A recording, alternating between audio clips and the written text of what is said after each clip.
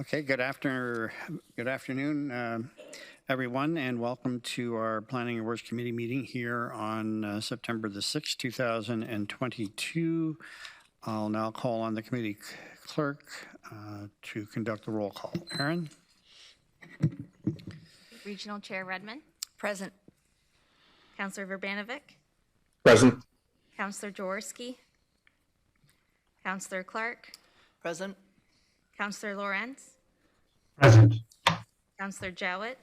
She'll be right with us. Councillor Erb. See Councillor Erb on the call. Present. Present. Thank you. Councillor Nowak. Present. Councillor Kiefer. Present. Councillor McGarry. Present. Councillor Armstrong. Present. Councillor Harris. Councillor Shantz. Present. Councillor Strickland. Councillor Foxton. Present. And Chair Galloway. Present. Okay, thanks, Aaron. I'd like to acknowledge that the land on which we gather virtually today is the traditional territory of the Haudenosaunee, Anishinaabe, and Neutral people. We acknowledge the enduring presence of the Indigenous people with whom we share this land today, their achievements and their contributions to our community. Are there any declarations of pecuniary interest to declare? Seeing none. We do have a delegation on our on the one matter that we have in our action section of the agenda. So we're going to start with that item, and accordingly, I would ask for the staff presentation or the introduction of the matter. And I'm looking to Amanda. Amanda, are you carrying this one? I believe Rod had some opening remarks, and then I'll provide some details on the application. And there's Rod. Okay. Thank you, Chair Galloway. This is a situation in which an individual has applied to convert a number of two rental properties into a condominium. The application is consistent with current planning policy in both the township and the region. The township of North Dumfries has ruled against the conversion, and as a result, it becomes a matter for regional council to decide. The matter is very interesting in the sense that it illustrates the importance of regional planning policy and the work that we just recently did to amend the regional official plan. Under our current regional official plan that we're operating with right now, there are no grounds from a policy point of view to refuse the application. Under our future regional official plan, once it's approved by the minister, this would be quite a different situation. Our future, the amendment to the regional official plan that council has just approved would allow staff to refuse the conversion request based on criteria that currently exist in the marketplace for rental housing. So from my point of view, it's really important to note that the planning which council does put in place and which are approved by the province do have a material effect on the options that we have available to approve planning applications. So with that, I'll turn it over to Amanda for some additional details with regard to this particular application. Thank you, Mr. Regier. Through you, Chair Galloway, there are two standard plans of condominium for consideration today, located at 170 and 180 Northumberland Street in the township of North Dumfries. The applications propose to convert two existing 4-story apartment buildings with 31 residential units in each to condominium status. These buildings are constructed and currently occupied by tenants renting the units. These applications were previously considered by Township Council and are recommended for refusal due to concerns over the lack of rental housing supply within the township. A number of residents also expressed concerns over the proposal through the township's public consultation process. Any change in status to the tenancy is subject to the provisions of the Residential Tenancy Act. So an application for condominium that is submitted following occupancy of the building is considered to be a condominium conversion. The provincial policy statement provides high-level policy direction on the provision of housing with more detailed policies to be reflected in official plans. In this case, the ROP contains specific policies relating to condominium conversions that is only applicable to affordable housing. In consultation with regional housing staff, it was confirmed that these units are not considered affordable with respect to the ROP policy or definition. As the ROP does not have policies restricting conversion of rental housing more generally, the application was processed and both regional and township planning staff did not object to the application.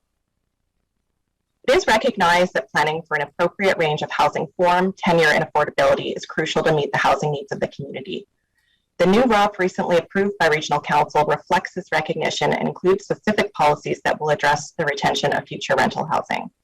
However, as this application predated this policy, it is not applicable to the subject applications.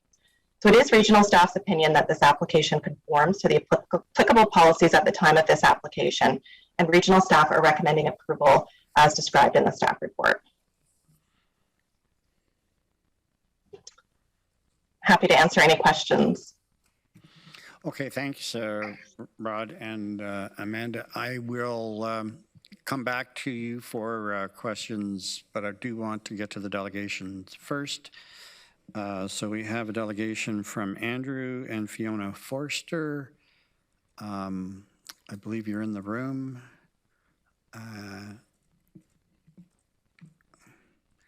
And there you are. Okay, Fiona. We see you. Good afternoon, everyone. I'm speaking on behalf of my mother, Suzanne Clifton, who lives at 180 Northumberland Street. And I would just like some clarification about the fact that these are not considered affordable units. My understanding was that in the documentation sent out prior to this meeting that those numbers were from 2020. Well, Ms. Forster, you go ahead with your presentation, and then I'll ask staff to answer any questions that you have. It's usually as a delegation, you're going to put forward your concerns, and then I'll have staff address those. Okay. Well, it seems very clear to me that there are many residents in both buildings who have expressed in emails and letters sent in to council that there's a high need for rental units in Ayr, no matter what their reasons, the socioeconomic reasons may be.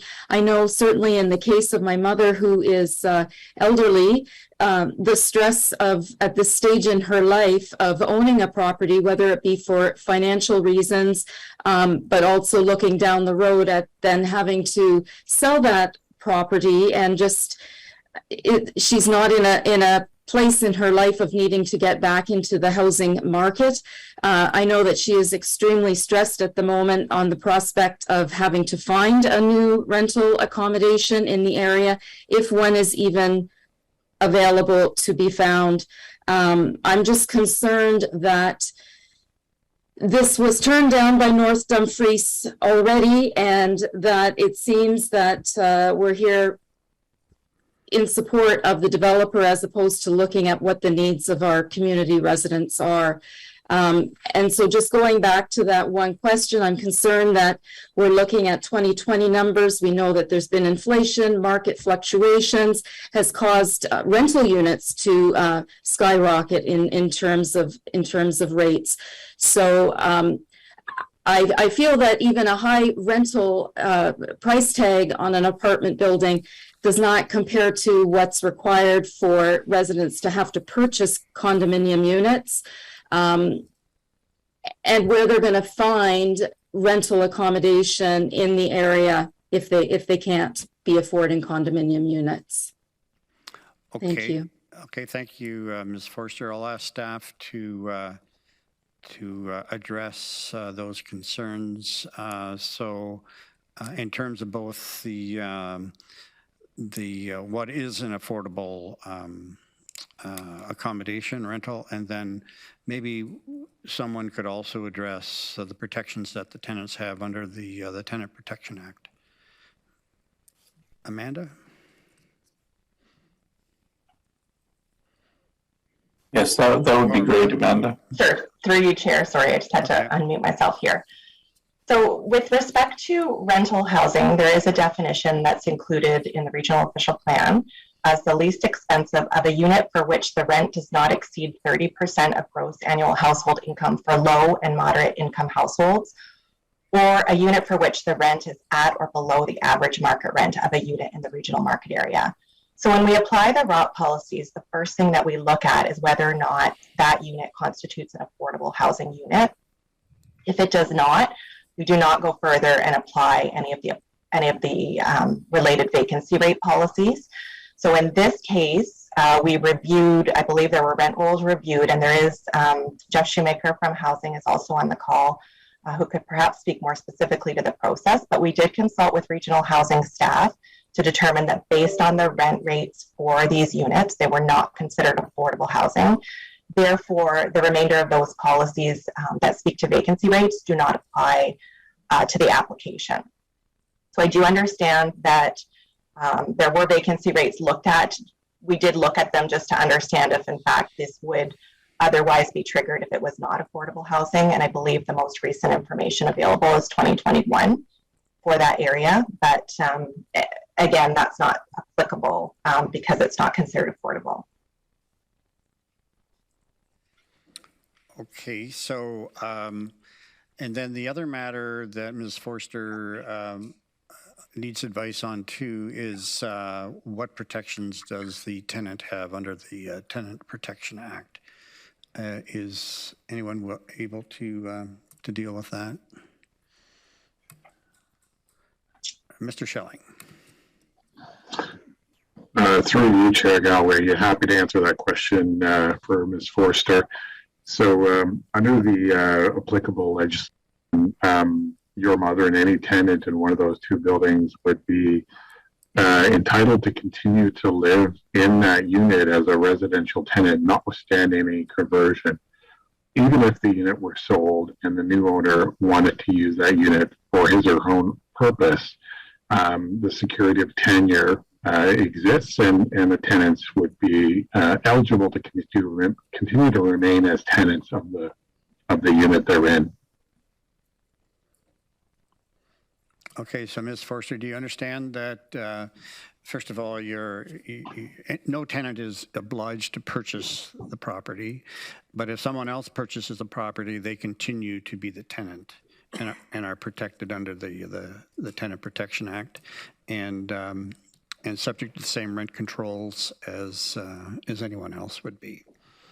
So there would be no eviction that would take place, apparently. Thank you. Okay. Okay, we have no other delegations, so thanks, Ms. Forster. And so questions of staff at this point, Councillor Foxton. Not questions of staff, but I'd like to make some points. Would you like me to wait? No, I think there's no one else, so go ahead. Thank you. So I just want to I took some excerpts out of some letters I received. So if I may, please. And these are from the local residents. The first one's from Jane. As a resident of 170 Northumberland Street, I'm concerned about the proposal by the developer of these apartments to convert them into condos. I am a senior on a limited budget, and as such, these apartments are at the top of my affordability. These apartments are expensive for what they are, but they are the only rental housing available in the area, where the waiting list isn't years long. There is no way I can afford to purchase one of these condos, nor would I be able to rent with the extra cost of condo fees. I do not think I'm the only tenant in this situation.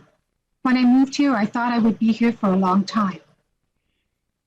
The next one is from Haley. I'm reaching out as a disheartened. I am reaching out as I am disheartened to see that it is again being proposed to turn Northumberland apartments into condo units. Excuse me. I have a personal connection to this issue. My mom went through a very difficult divorce right at the beginning of COVID. Fortunately, because of the Northumberland Street apartments, she was able to relocate from her house in Aurora to Ayr to be near our family, her kids, and grandkids during what was being a very rough period in her life. Should these apartments be changed to condos, she will be priced out and forced to leave. She will be one of many severely impacted in a negative way by this change, as too will my family, who will no longer have grandma close by. I urge Council to consider all facets of this proposed change and ultimately do the right thing and leave the apartment buildings as they are. And another one from Martha. Councillor Foxton, I think that all members of council have received these. Are these different or I think? No, they're the same. They're just excerpts from them. Martha just makes some really good points about affordability and such like that. But also, AMO put out a release, the Association of Municipalities of Ontario, in stating that housing plan must include a Made in Ontario strategy to both increase and preserve purpose-built rentals. While home ownership is important, rental housing is the only viable option for many Ontarians. There is a scarce rental supply in most communities and is often unaffordable for moderate or low-income people. New rental housing needs to be built and existing stock, especially affordable units, must be preserved. I'd like to also say that I would like to propose a motion that the region of Waterloo maintain rental units for 170 and 180 Northumberland Street. You know, we just had the Prime Minister in town a week ago talking about the need of affordable housing. Why not a housing period? And we've talked about a home or a place for everyone to lay their head. And if these people cannot afford the condominium fees that will be added on to the rental, then where do they go? This is the only rental units besides the Seniors Kirkwood Apartments, which has a waiting list of years. This is it. Everything else that's being built right now is condos. Nothing is rentals.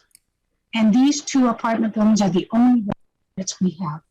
And we need to preserve them. Yes, the region has to follow the official plan. I do not blame the region at all for doing that. But the regional official plan was first put forward in 2012.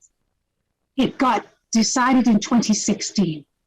Today is 2022. It is nothing like the market was back then. In fact, the market has gone absolutely insane. And I think we would have a leg to stand on if reason is used that states in today's situation, this is essential. Thank you. Okay, thank you, Councillor Foxton. I'm going to ask if there's a seconder for.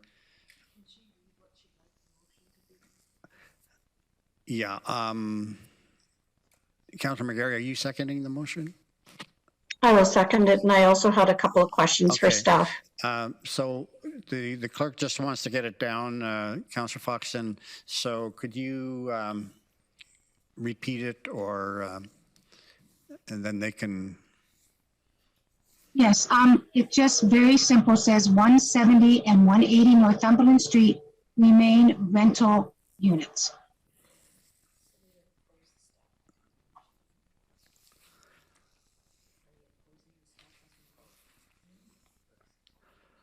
Okay, we're just discussing whether or not that's the right tense or the right way to come at it. We know the intent, of course.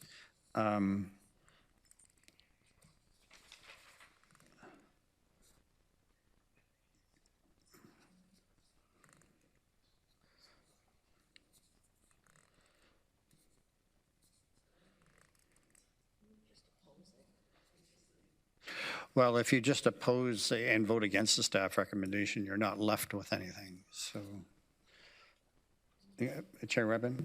Can I just, sorry, just for clarification, I'm wondering if the intent is that we oppose the staff recommendation and then add in that the 170 and 180 Northumberland continue to be rental?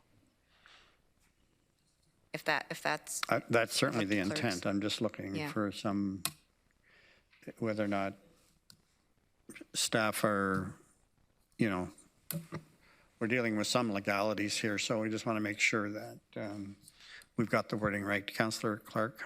Yeah, I would suggest that our language restrict itself to what we can control, which is the vote. We can't control the future use of the building. It doesn't belong to us. We can't control, We can't control the future use, we can't control the use of a building that doesn't belong to us. We can control how we vote on the staff recommendation. I think we should restrict the language to that. Yeah, of course, the applicant can appeal. So do I have any advice from staff on how this should be worded so we don't get ourselves into a jackpot? Through you, Chair Galloway, I would suggest that voting against the staff recommendation would have essentially the same effect without putting any additional complications in, as are suggested by Councillor Clark. Mr. Schelling might have another opinion, but I would suggest it be relatively simple for those who are opposed to the resolution as presented by staff to vote against it. If Mr. Schelling could weigh in, because I'm just trying to anticipate that if council does turn down the staff recommendation, then the likelihood of an appeal is obvious, and what consequences, if any, how the motion is structured might impinge that. Mr. Schelling? Chair Galloway, and I would agree with Mr. Regier. There is a recommendation before the committee to approve or grant draft plan approval to the plan of condominium. If that recommendation, there are two recommendations, one for each building. If those recommendations are voted down, that would essentially be a non-approval, and the applicant would have the ability to appeal that decision to the OLT and seek relief there. Okay, so Councillor Foxton, are you okay with? I'm fine with that. I'm fine with that, but I'd like a recorded vote, please. Okay, yeah, we can have a recorded vote on that then. Yeah. Councillor McGarry, did you have anything further you wanted to say, or? I do, Mr. Chair, and it was really a question. I didn't get my hand up in time, but it was really a question to staff. I understand that this is a real contentious issue, and the provincial policy statement looks like it's going to change in the future, but we know that we are trying to retain rental accommodation in all of our communities. But I guess my question to staff is, could you please clarify for myself, those watching, what the policy is now, where it is going in the future, and is there any possibility that we might be able to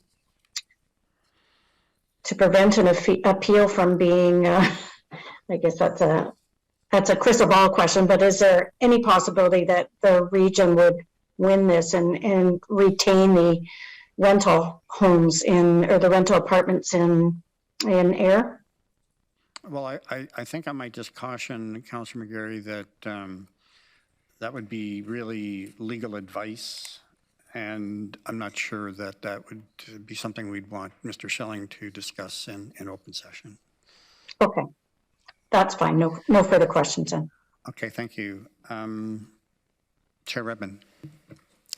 Thank you, Chair Galloway. I will support the motion to oppose staff recommendation, acknowledging that staff have tools and policies that council provide them with, both at the regional horseshoe as well as in the township. And I do believe while this doesn't maybe fit into affordable housing definitions, it certainly would fit into attainable housing, and that is in short supply in this community. So I will support the motion to oppose staff recommendation, but do thank staff for bringing forward their best advice and their professional opinion. This is a complicated issue, and I would dare say there aren't many of us serving right now that have dealt with many of these in this venue. So it is complicated, it is contentious, but I would support the motion. Chair Redmond, you're supporting the motion. Supporting the motion to oppose the staff recommendation. There is no motion to not support. What is the motion then? The recommendation is the staff recommendation. It's a matter of whether you vote in favor or opposed. Yes, I'm going to oppose the staff Okay, recommendation. good. All right. Councillor Verbanovich. Well, thank you, Chair Galloway. And I guess I just wanted to get some clarity here, because from time to time we seem to have there seems to be some confusion around the role of staff recommendations. And so Councillor Foxton put a motion forward that was duly seconded. I know there was some clarity around it. It's been withdrawn.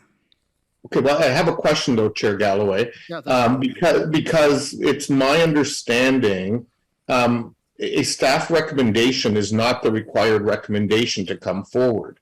It's that staff's recommendation. A member of council can make whatever recommendation they feel is appropriate. Is that correct?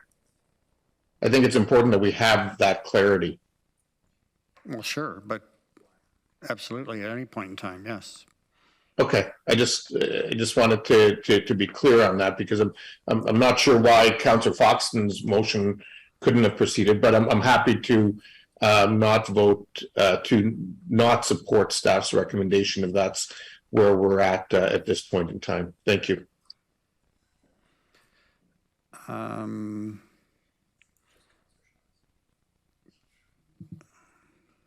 can't see that.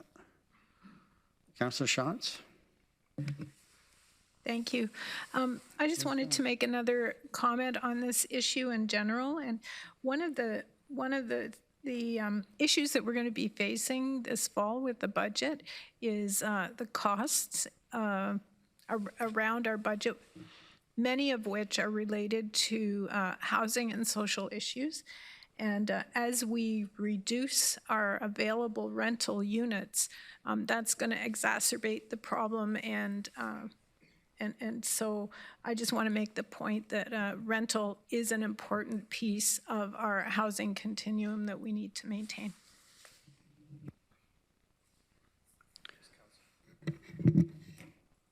Councillor Clark. Thanks, Chair. I would just like to take a minute to share why I will be voting to support the staff recommendation, notwithstanding all of the things that have been said about the importance of rental housing and concerns about the shortage of that in air. I think it's inevitable that our doing anything else would be challenged and that we would have to defend it. And I think that it's inevitable that we would lose that defense, and the costs that we would incur defending something that is not supported in our policies would just be money thrown away. Thank you.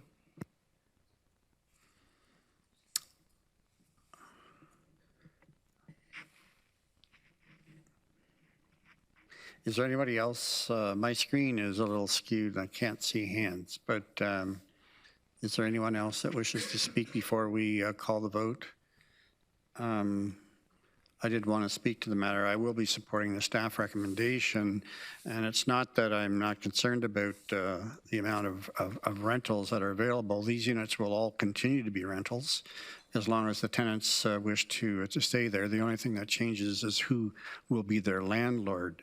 The landlord would continue either to be the company that currently owns it or somebody else that might purchase that particular unit.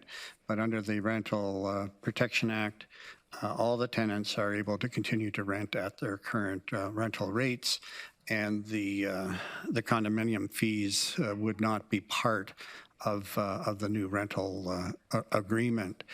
Or there wouldn't be a new rental agreement. So, and furthermore, I have to agree with Councillor Clark that it is somewhat inevitable that we would lose the appeal and only incur the costs. We have taken steps to kind of rectify this situation. It's not a great situation, and we have taken steps to try to rectify that in ROPA 6. In the new official plan amendment, once it's approved by the minister, new applications for condominium agreements would be measured against the new measures, which include vacancy rates as opposed to simply the affordability formula. So I think as a practical consideration, we should be supporting the staff recommendation. And so, Councillor Erb, you wanted to speak now as well? Go ahead. Yeah, sorry, I thought I had my hand up before you spoke as chair, but I apologize. I think we're sort of between a rock and a hard place here in trying to make a decision that's going to be workable for the people that are currently living there and following our regional policy. And I'm prepared to support the recommendation of staff. And part of it comes with the, with the Tenant Protection Act, that people are going to be able to remain living there for a certain length of time. Based on all the information we have, if this is probably going to get appealed, and we have little success in winning the appeal, and so I think my choice would be to support staff recommendation. Okay, could I have a mover and a seconder of the staff recommendation? Councillor Clark, seconded by Councillor Erb. Okay.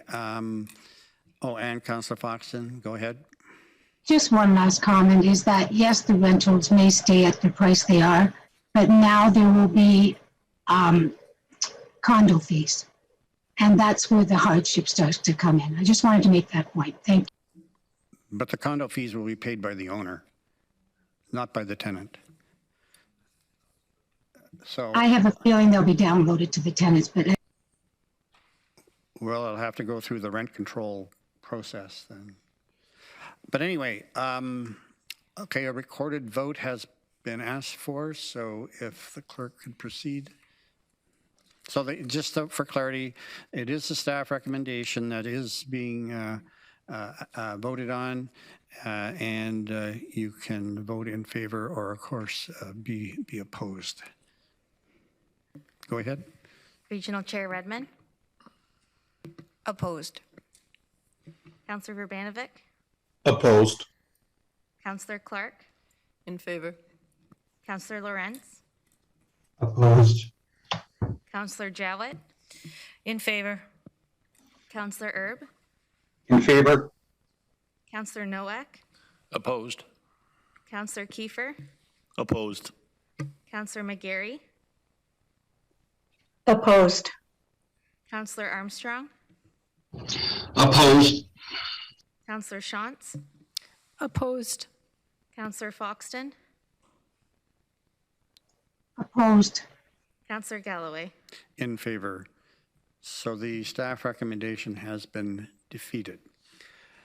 Okay, so we'll go to the consent agenda. And there are numerous items on the consent agenda. Is there anything that anyone would like to take separately or make comment or discuss?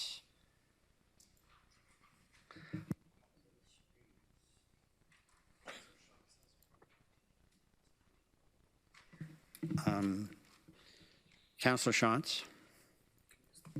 Thank you. If I could just make a comment on cycling networks. I know this is related to the cities of Kitchener-Waterloo, but just a quick comment about how we work with the other tier municipalities between the region. I know we're in discussions on cycling lanes down Arthur Street, our main street, and potentially moving them onto one of our side streets, but still maintaining the regional sort of infrastructure.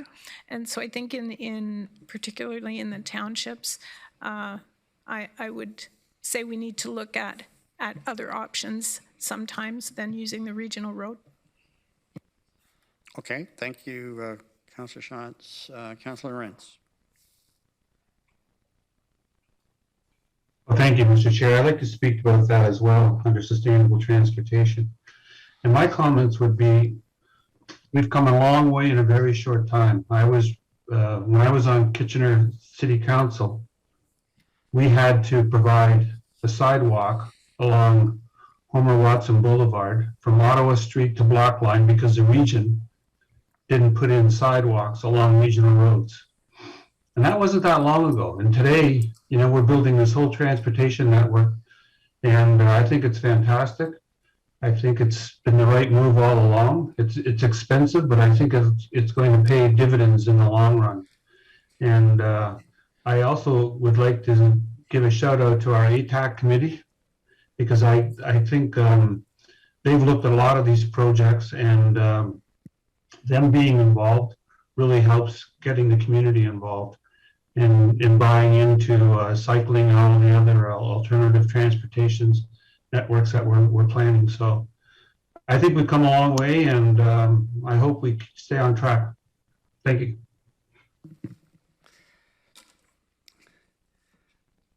Okay, thank you, Councillor Lawrence. I see no other speakers on any other matter then. I'll entertain a motion to accept the consent agenda. Councillor Armstrong, Councillor Jowett, all in favor, use your icons, please. And that's carried. I believe that's all the regular business. Any other business to bring to the meeting? Motion to adjourn. Councillor Kiefer, Councillor Clark, use your icons to vote in favor or opposed. And that's carried. We are now going to break for lunch. Given that things have gone on a little bit later, originally there was not necessarily a lunch period planned for, but we're going to have a lunch period now. So we'll be back at 1:15. Okay, thank you. To the clerk, I will be leaving for a funeral at 1:30. Just to give you a heads up. All right, thank you.